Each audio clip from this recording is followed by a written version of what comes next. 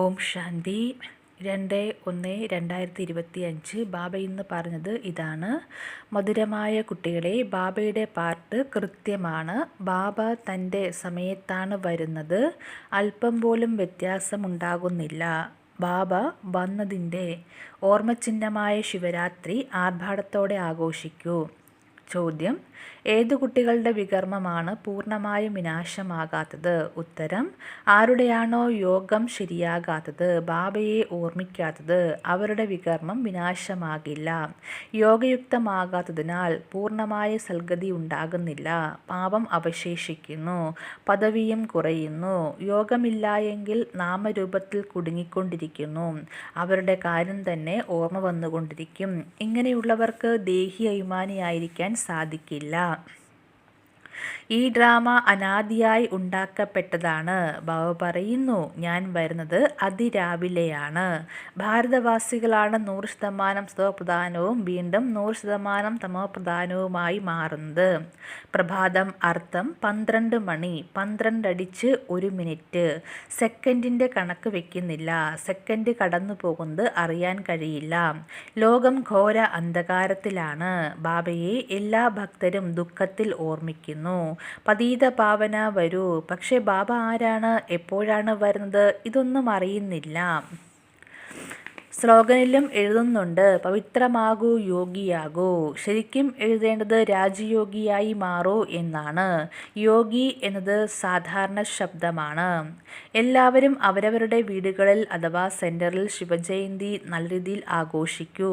ഒപ്പം എഴുതി വയ്ക്കൂ: ഗീതാജ്ഞാനത്തിൻ്റെ ദാതാവായ ശിവ ബാബയിലൂടെ പരിധിയില്ലാത്ത സമ്പത്ത് നേടാനുള്ള വഴി ഇവിടെ വന്നു പഠിക്കൂ.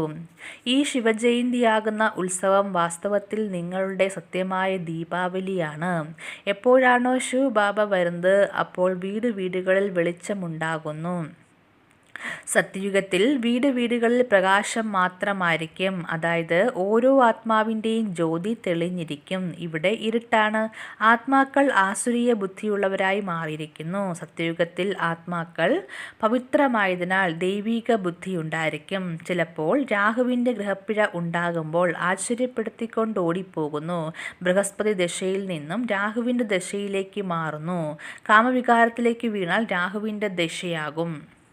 ഇപ്പോൾ കുട്ടികൾ മനസ്സിലാക്കി, ശ്രീകൃഷ്ണൻ സ്വർഗത്തിൻ്റെ രാജകുമാരനായിരുന്നു. വീണ്ടും അതേ ശ്രീകൃഷ്ണനാണ് രാജകുമാരനായി മാറുന്നത്. വീണ്ടും യാചകരിൽ നിന്നും രാജകുമാരനായി മാറും. ധാരണയ്ക്കുള്ള പോയിന്റ് 1. ശിവജയന്തിയിൽ അവിനാശി ജ്ഞാനരത്നങ്ങളുടെ കട തുറന്ന് സേവനം ചെയ്യണം. വീടുകളിൽ വെളിച്ചം വിതറി എല്ലാവർക്കും ബാബയുടെ പരിചയം കൊടുക്കണം. രണ്ടാമത്തെ പോയിന്റ്, സത്യമായ ബാബയോട് സത്യമായിരിക്കണം. ഒരു വികർമ്മവും ചെയ്ത് ഒളിപ്പിച്ചു വെക്കരുത്. ഇങ്ങനെ യോഗയുക്തരായി മാറണം. ഒരു പാപവും അവശേഷിക്കരുത്. ആരുടെയും നാമരൂപത്തിൽ കുടുങ്ങരുത്. വരദാനം: ഞാൻ എന്ന ഭാവത്തെ ത്യാഗം ചെയ്യുന്ന ബ്രഹ്മ ബാബയ്ക്ക് സമാനം ശ്രേഷ്ഠ ത്യാഗിയായി ഭവിക്കൂ.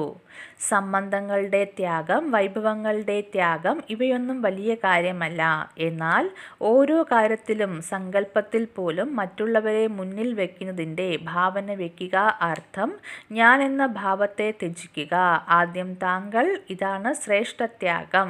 ഇതിനെ തന്നെയാണ് പറയുക, ഞാൻ എന്ന ഭാവത്തെ ത്യജിക്കുക. ബ്രഹ്മ ബാബ എപ്പോഴും കുട്ടികളെ മുന്നിൽ വെച്ചു.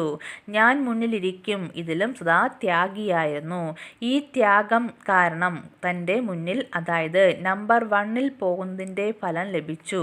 അതിനാൽ ഫോളോ ഫാദർ. സ്ലോഗൻ: പെട്ടെന്ന് ആരുടെയെങ്കിലും കുറ്റം കണ്ടെത്തുക, ഇതും ദുഃഖം കൊടുക്കലാണ്. അച്ഛാ. ഓം ശാന്തി.